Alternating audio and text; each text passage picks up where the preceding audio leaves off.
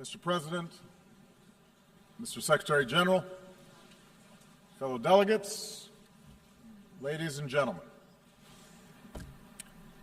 As I address this hall as President for the final time, let me recount the progress that we've made these last 8 years. From the depths of the greatest financial crisis of our time, we coordinated our response to avoid further catastrophe and return the global economy to growth. We've taken away terrorist safe havens, strengthened the non-proliferation regime, resolved the Iranian nuclear issue through diplomacy.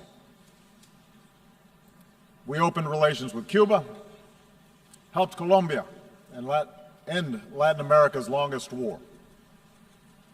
And we welcome a democratically elected leader of Myanmar to this assembly.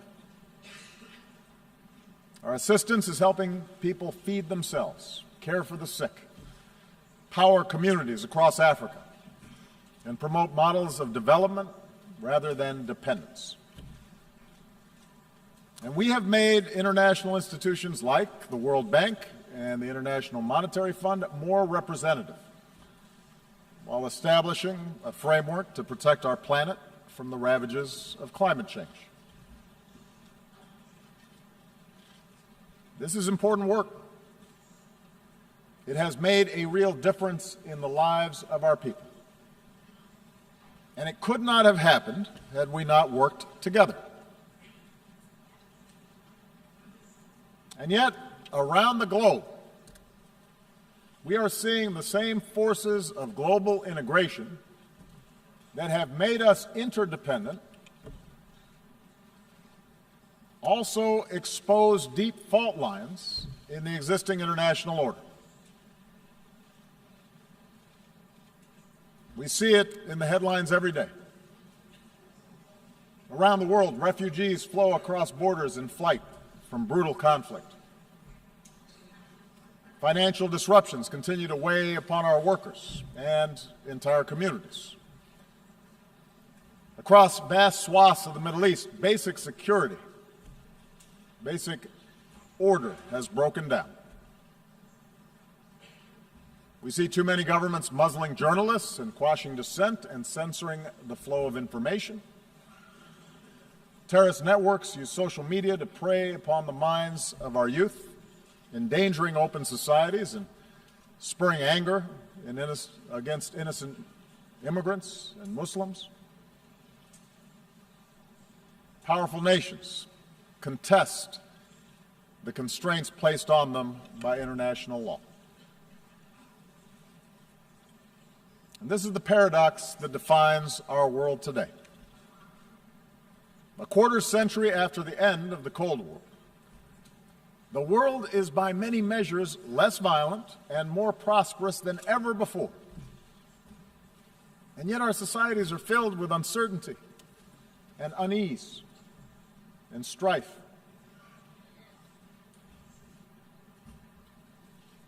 Despite enormous progress, as people lose trust in institutions, governing becomes more difficult, and tensions between nations become more quick to surface.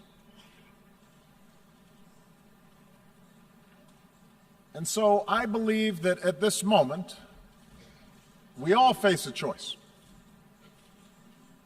We can choose to press forward with a better model of cooperation and integration, or we can retreat into a world sharply divided and ultimately in conflict along age-old lines of nation and tribe and race and religion.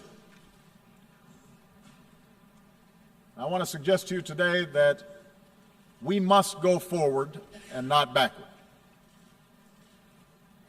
I believe that as imperfect as they are, the principles of open markets and accountable governance, of democracy and human rights and international law that we have forged remain the firmest foundation for human progress in this century.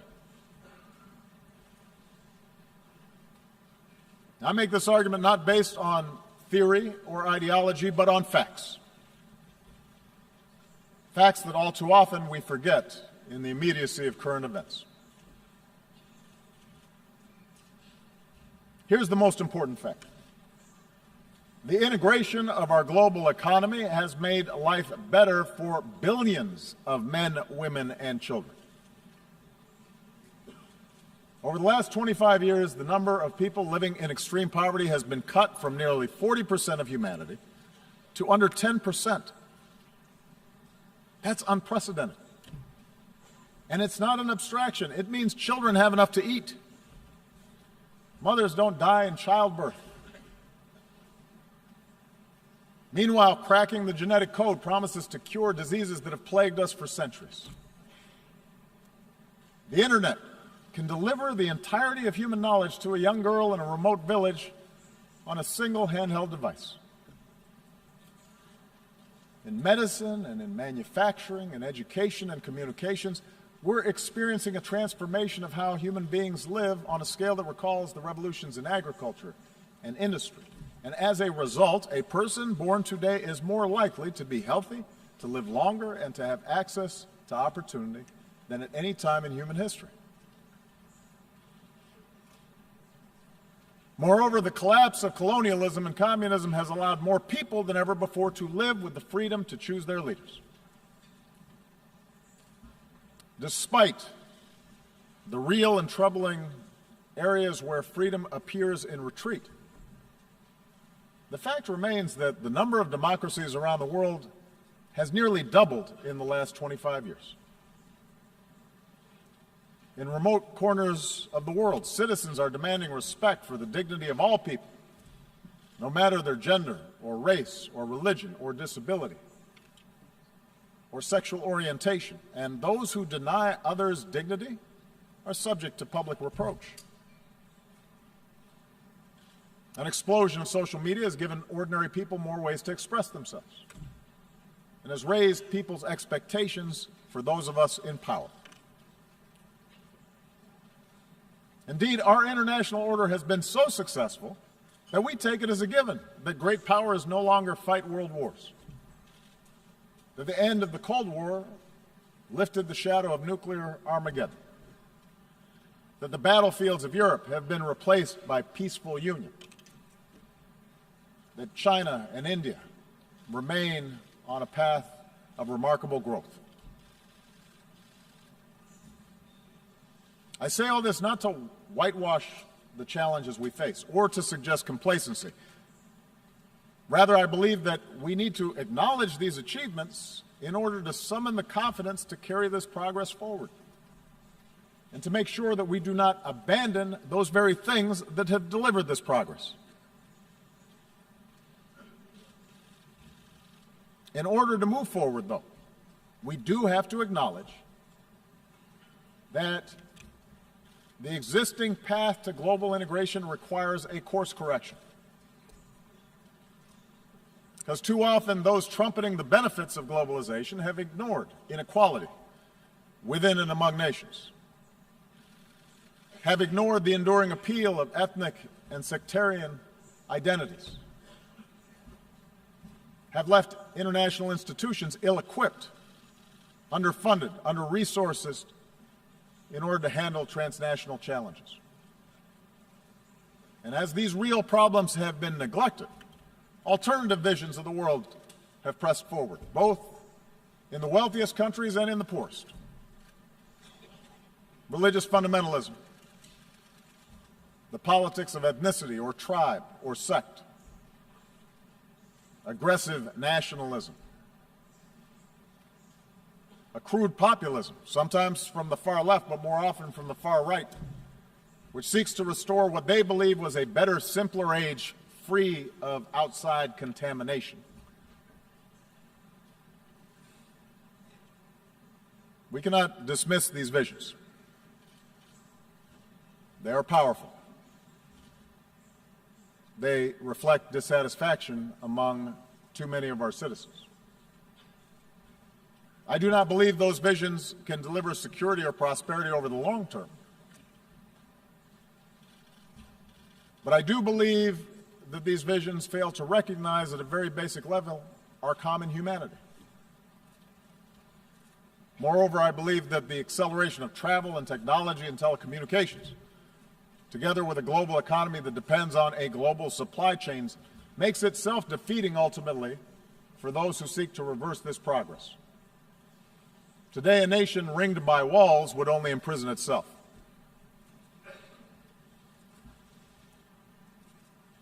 So the answer cannot be a simple rejection of global integration. Instead, we must work together to make sure the benefits of such integration are broadly shared, and that the disruptions, economic, political, and cultural, that are caused by integration are squarely addressed. Now, this is not the place for a detailed policy blueprint, but let me offer in broad strokes those areas where I believe we must do better together. It starts with making the global economy work better for all people and not just for those at the top.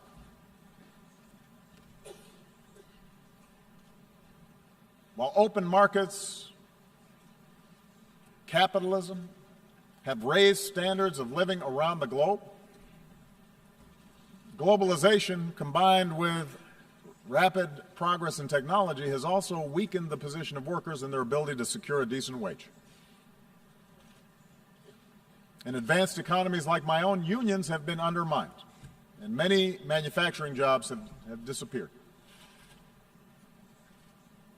Often, those who benefit most from globalization have used their political power to further undermine the position of workers.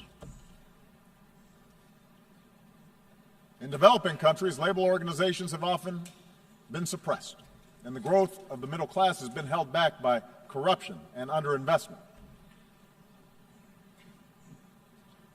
Mercantilist policies pursued by governments with export-driven models threaten to undermine the consensus that underpins global trade. And meanwhile, global capital is too often unaccountable. Nearly $8 trillion stashed away in tax havens, and a shadow banking system that grows beyond the reach of effective oversight. A world in which 1% of humanity controls as much wealth as the other 99% will never be stable. I understand that the gaps between rich and poor are not new, but just as the child in a slum today can see the skyscraper nearby, technology now allows any person with a smartphone to see how the most privileged among us live and the contrast between their own lives and others. Expectations rise then faster than governments can deliver, and a pervasive sense of injustice undermines people's faith in the system. So how do we fix this imbalance? We cannot unwind integration any more than we can stuff technology back into a box, nor can we look to failed models of the past. If we start resorting to trade wars, market-distorting subsidies, beggar-thy-neighbor policies, an over-reliance on natural resources instead of innovation, these approaches will make us poorer collectively, and they are more likely to lead to conflict. And the stark contrast between, say, the success of the Republic of Korea and the wasteland of North Korea shows that central planned control of the economy is a dead end. But I do believe there's another path, one that fuels growth and innovation and offers the clearest route to individual opportunity and national success.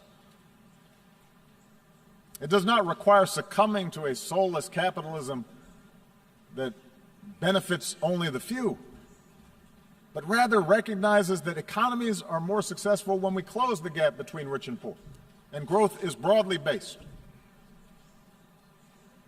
And that means respecting the rights of workers so they can organize into independent unions and earn a living wage. It means investing in our people, their skills, their education, their capacity to take an idea and turn it into a business. It means strengthening the safety net that protects our people from hardship and allows them to take more risks, to look for a new job or start a new venture. These are the policies that I've pursued here in the United States, and with clear results. American businesses have created now 15 million new jobs. After the recession, the top 1% of Americans were capturing more than 90% of income growth, but today that's down to about half.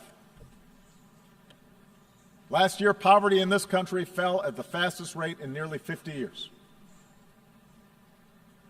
And with further investment in infrastructure and early childhood education and basic research, I'm confident that such progress will continue. So just as I've pursued these measures here at home, so has the United States worked with many nations to curb the excesses of capitalism, not to punish wealth, but to prevent repeated crises that can destroy it. That's why we've worked with other nations to create higher and clear standards for banking and taxation.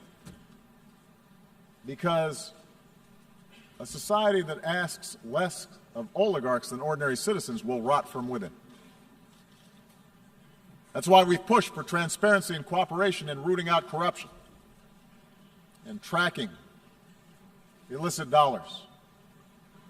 Because markets create more jobs when they're fueled by hard work and not the capacity to extort a bribe. That's why we've worked to reach trade agreements that raise labor standards and raise environmental standards, as we've done with the Trans-Pacific Partnership, so that the benefits are more broadly shared. And just as we benefit by combating inequality within our countries, I believe advanced economies still need to do more to close the gap between rich and poor nations around the globe. This is difficult politically. It's difficult to spend on foreign assistance. But I do not believe this is charity. For the small fraction of what we spent at war in Iraq, we could support institutions so that fragile states don't collapse in the first place, and invest in emerging economies that become markets for our goods. It's not just the right thing to do, it's the smart thing to do. And that's why we need to follow through on our efforts to combat climate change. If we don't act boldly, the bill that could come due will be mass migrations and cities submerged and nations displaced and food supplies decimated and conflicts born of despair. The Paris Agreement gives us a framework to act, but only if we scale up our ambition, and there must be a sense of urgency about bringing the agreement into force and helping poorer countries leapfrog destructive forms of energy. So for the wealthiest countries, a green climate fund should only be the beginning. We need to invest in research and provide market incentives to develop new technologies and then make these technologies accessible and affordable for poorer countries. And only then can we continue lifting all people up from poverty without condemning our children to a planet beyond their capacity to repair. So, we need new models for the global marketplace, models that are inclusive and sustainable. And in the same way, we need models of governance that are inclusive and accountable to ordinary people. I recognize not every country in this hall is going to follow the same model of governance. I do not think that America can or should impose our system of government on other countries. But there appears to be a growing contest between authoritarianism and liberalism right now. And I want everybody to understand, I am not neutral in that contest. I believe in a liberal political order, an order built not just through elections and representative government, but also through respect for human rights and civil society and independent judiciaries and the rule of law. I know that some countries which now recognize the power of free markets still reject the model of free societies. And perhaps those of us who have been promoting democracy feel somewhat discouraged since the end of the Cold War, because we've learned that liberal democracy will not just wash across the globe in a single wave. It turns out building accountable institutions is hard work, the work of generations. The gains are often fragile. Sometimes we take one step forward and then two steps back. In countries held together by borders drawn by colonial powers, with ethnic enclaves and tribal divisions, politics and elections can sometimes appear to be a zero-sum game. And so, given the difficulty in forging true democracy in the face of these pressures, it's no surprise that some argue the future favors the strong man, a top-down model, rather than strong democratic institutions. But I believe this thinking is wrong. I believe the road of true democracy remains the better path. I believe that in the 21st century, economies can only grow to a certain point until they need to open up, because entrepreneurs need to access information in order to invent. Young people need a global education in order to thrive. Independent media needs to check the abuses of power.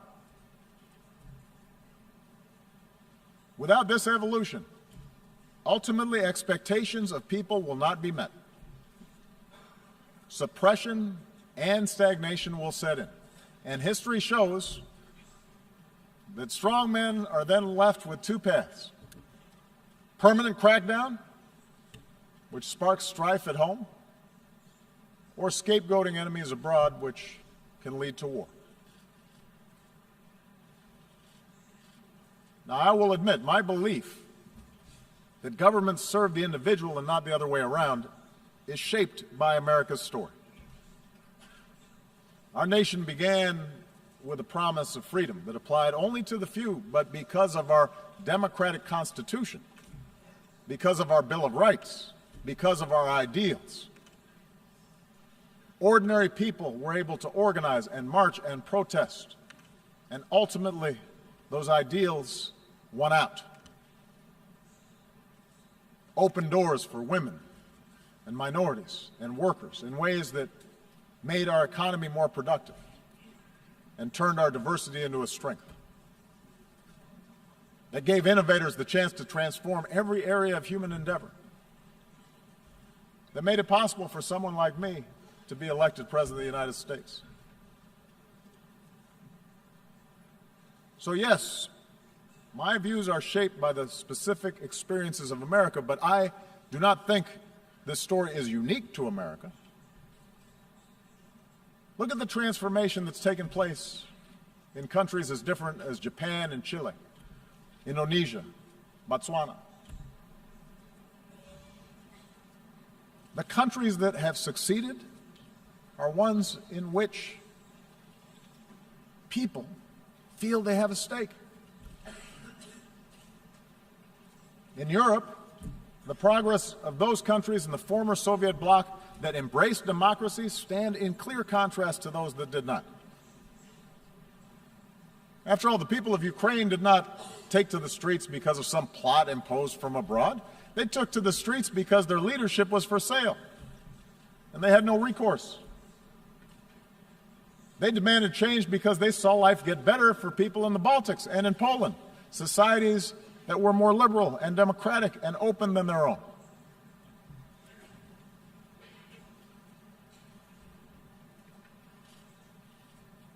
So those of us who believe in democracy, we need to speak out forcefully, because both the facts and history, I believe, are on our side. That doesn't mean democracies are without flaws. It does mean that the cure for what ails our democracies is greater engagement by our citizens, not less. Yes, in America, there is too much money in politics, too much entrenched partisanship, too little participation by citizens, in part because of a patchwork of laws that makes it harder to vote. In Europe, a well-intentioned Brussels often became too isolated from the normal push and pull of national politics. Too often in capitals, decision makers have forgotten that democracy needs to be driven by civic engagement from the bottom up, not governance by experts from the top down. And so these are real problems.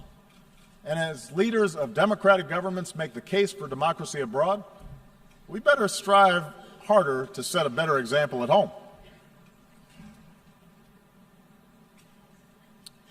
Moreover, every country will organize its government informed by centuries of history and the circumstances of geography and the deeply held beliefs of its people.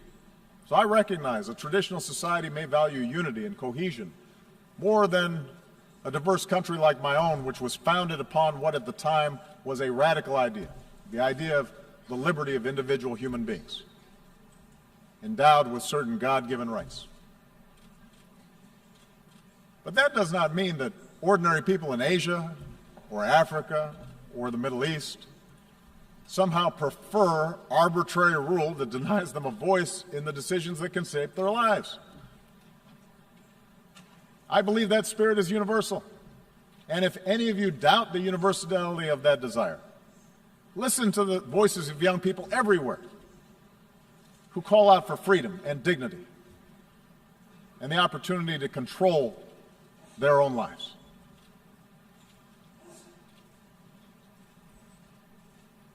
This leads me to the third thing we need to do. We must reject any forms of fundamentalism or racism or a belief in ethnic superiority that makes our traditional identities irreconcilable with modernity. Instead, we need to embrace the tolerance that results from respect of all human beings. It's a truism that global integration has led to a collision of cultures. Trade, migration, the internet, all these things can challenge and unsettle our most cherished identities. We see liberal societies express opposition when women choose to cover themselves. We see protests responding to Western newspaper cartoons that caricature the Prophet Muhammad. In a world that left the age of empire behind, we see Russia attempting to recover lost glory through force. Asian powers debate competing claims of history.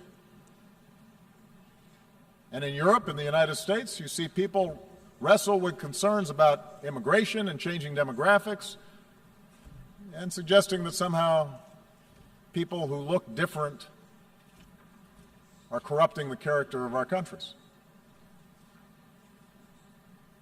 Now, there's no easy answer for resolving all these social forces, and we must respect the meaning that people draw from their own traditions, from their religion, from their ethnicity, from their sense of nationhood. But I do not believe progress is possible if our desire to preserve our identities gives way to an impulse to dehumanize or dominate another group. If our religion leads us to persecute those of another faith, if we jail or beat people who are gay, if our traditions lead us to prevent girls from going to school, if we discriminate on the basis of race or tribe or ethnicity, then the fragile bonds of civilization will fray. The world is too small. We are too packed together for us to be able to resort to those old ways of thinking. We see this mindset in too many parts of the Middle East. There, so much of the collapse in order has been fueled because leaders sought legitimacy not because of policies or programs, but by resorting to persecuting political opposition or demonizing other religious sects, by narrowing the public space to the mosque, where in too many places perversions of a great faith were tolerated. And these forces built up for years. and are now at work helping to fuel both Syria's tragic civil war and the mindless medieval menace of ISIL. The mindset of sectarianism and extremism and bloodletting and retribution that has been taking place will not be quickly reversed. And if we are honest, we understand that no external power is going to be able to force different religious communities or ethnic communities to coexist for long. But I do believe we have to be honest about the nature of these conflicts. And our international community must continue to work with those who seek to build rather than to destroy. And there is a military component to that. It means being united and relentless in destroying networks like ISIL, which show no respect for human life. But it also means that in a place like Syria, where there is no ultimate military victory to be won, we're going to have to pursue the hard work of diplomacy that aims to stop the violence and deliver aid to those in need and support those who pursue a political settlement and can see those who are not like themselves as worthy of dignity and respect. Across the region's conflicts, we have to insist that all parties recognize a common humanity and that nations end proxy wars that fuel disorder. Because until basic questions are answered about how communities coexist, the embers of extremism will continue to burn, countless human beings will suffer, most of all in that region, but extremism will continue to be exported overseas. And the world is too small for us to simply be able to build a wall and prevent it from affecting our own societies. And what is true in the Middle East is true for all of us. Surely religious traditions can be honored and upheld while teaching young people science and math rather than intolerance. Surely we can sustain our unique traditions while giving women their full and rightful role in the politics and economics of a nation. Surely we can rally our nations to solidarity while recognizing equal treatment for all communities, whether it's a religious minority in Myanmar or an ethnic minority in Burundi or a racial minority right here in the United States. And surely Israelis and Palestinians will be better off if Palestinians reject incitement and recognize the legitimacy of Israel, but Israel recognizes that it cannot permanently occupy and settle Palestinian land.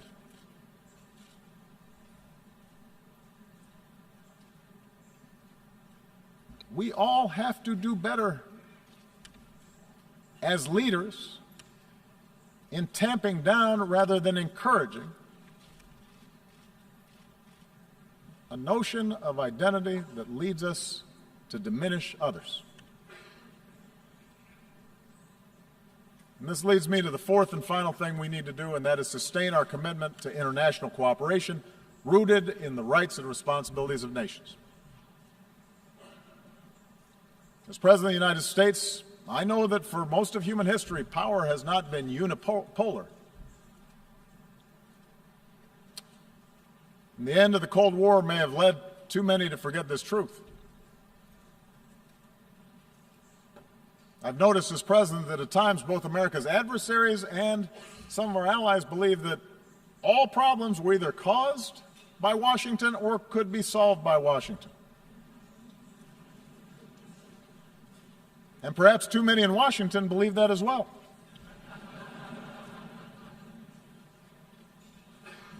But I believe America has been a rare superpower in human history insofar as it has been willing to think beyond narrow self-interest. That while we've made our share of mistakes over these last 25 years, and I've acknowledged some, we have strived, sometimes at great sacrifice, to align better our actions with our ideals. And as a consequence, I believe we have been a force for good. We have secured allies. We've acted to protect the vulnerable. We've supported human rights. and welcome scrutiny of our own actions. We've bound our power to international laws and institutions. When we've made mistakes, we've tried to acknowledge them. We have worked to roll back poverty and hunger and disease beyond our borders, not just within our borders.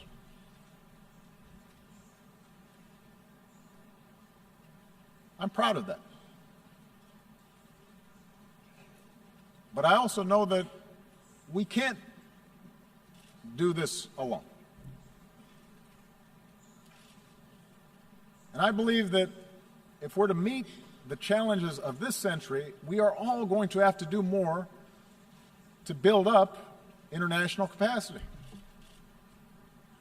We cannot escape the prospect of nuclear war unless we all commit to stopping the spread of nuclear weapons and pursuing a world without them.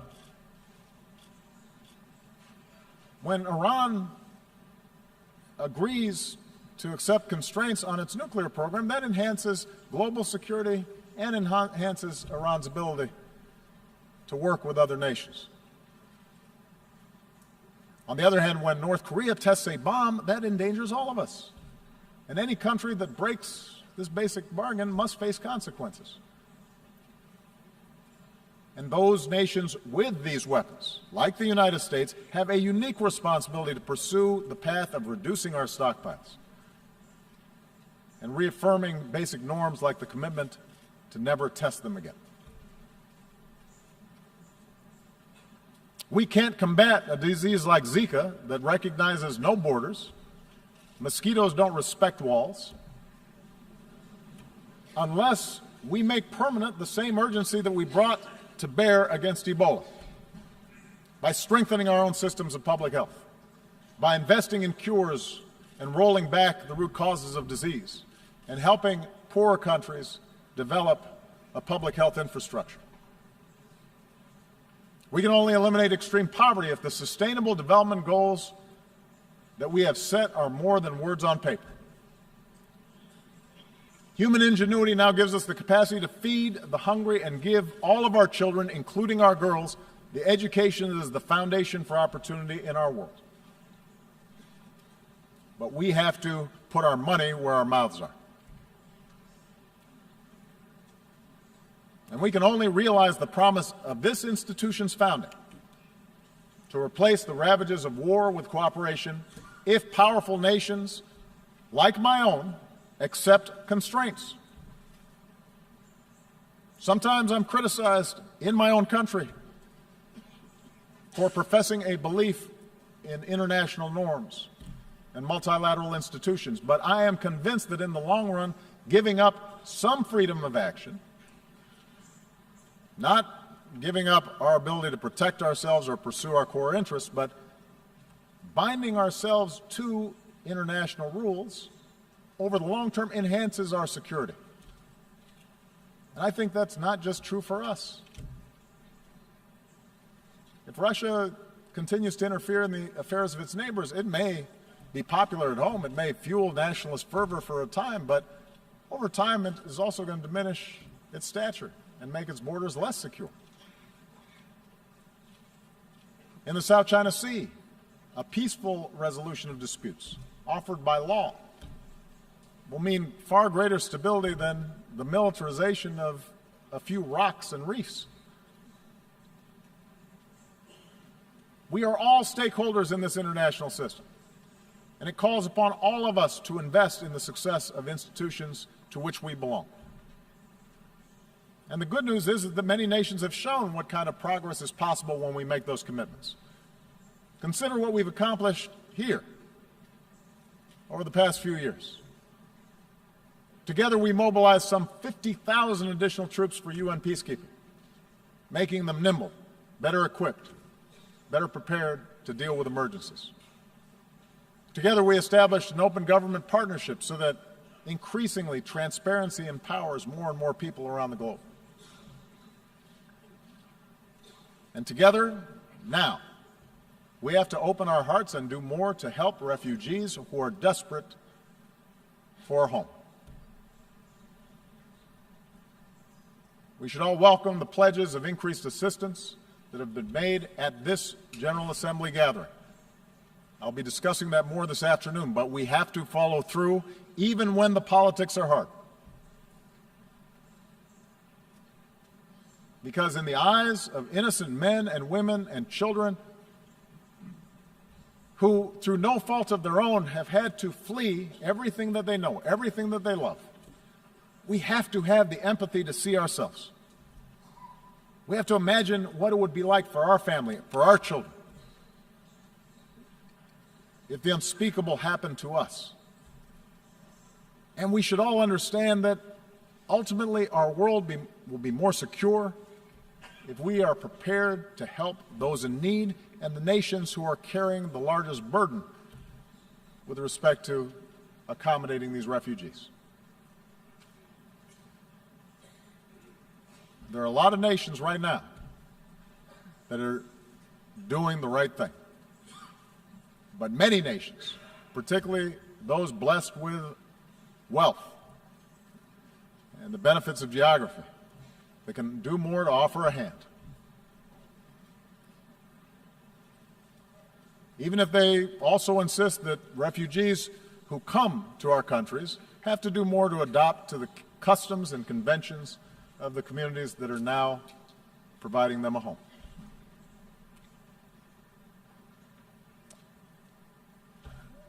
Let me conclude by saying that I recognize history tells a different story than the one that I've talked about here today. There's a much darker and more cynical view of history that we can adopt. Human beings are too often motivated by greed and by power. Big countries, for most of history, have pushed smaller ones around. Tribes and ethnic groups and nation states have very often found it most convenient to define themselves by what they hate and not just those ideas that bind them together. Time and again, human beings have believed that they finally arrived at a period of enlightenment, only to repeat then cycles of conflict and suffering. Perhaps that's our fate.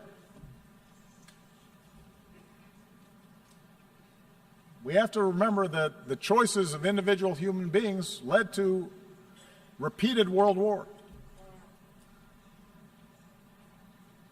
But we also have to remember that the choices of individual human beings created a United Nations so that a war like that would never happen again.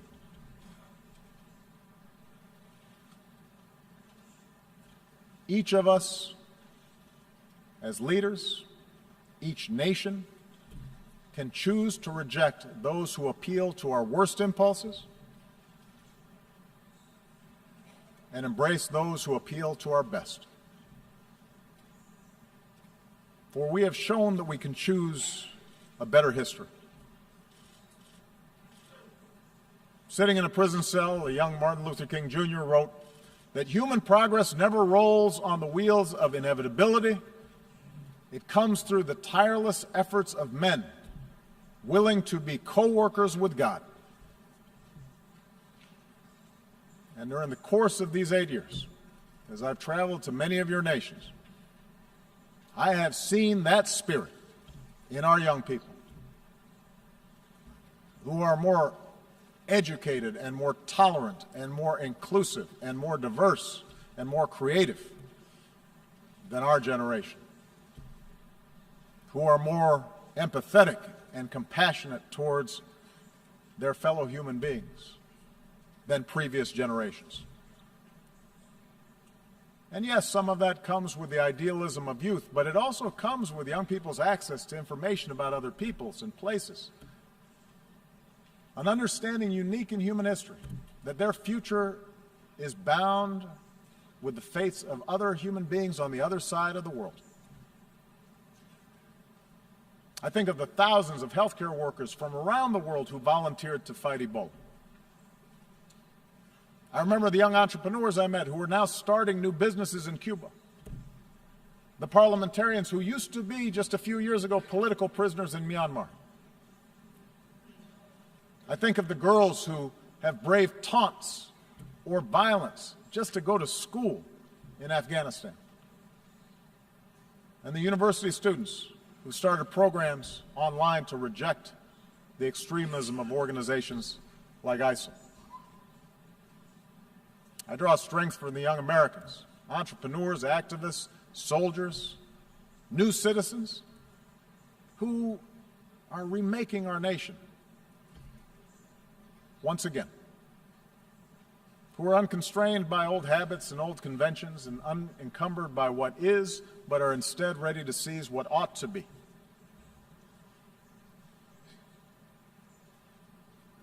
My own family is made up of the flesh and blood and traditions and cultures and faiths from a lot of different parts of the world. Just as America has been built by immigrants from every shore. And in my own life, in this country, and as president, I have learned that our identities do not have to be defined by putting someone else down, but can be enhanced by lifting somebody else up. That they don't have to be defined in opposition to others, but rather by a belief in liberty and equality and justice and fairness. And the embrace of these principles as universal doesn't weaken my particular pride, my particular love for America. It strengthens it. My belief that these ideals apply everywhere doesn't lessen my commitment to help those who look like me or pray as I do or pledge allegiance to my flag. But my faith in those principles does force me to expand my moral imagination and to recognize that I can best serve my own people. I can best look after my own daughters by making sure that my actions seek what is right for all people and all children and your daughters and your sons. This is what I believe, that all of us can be co-workers with God. And our leadership and our governments and this United Nations should reflect this irreducible truth. Thank you very much.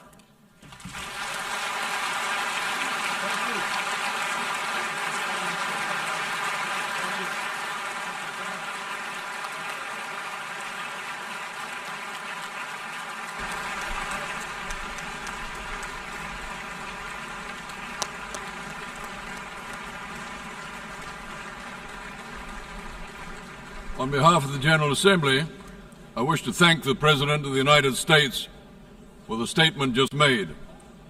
May I request representatives to remain seated while we greet the President, after which the meeting will stand suspended for 5 minutes before resuming to hear the next speaker.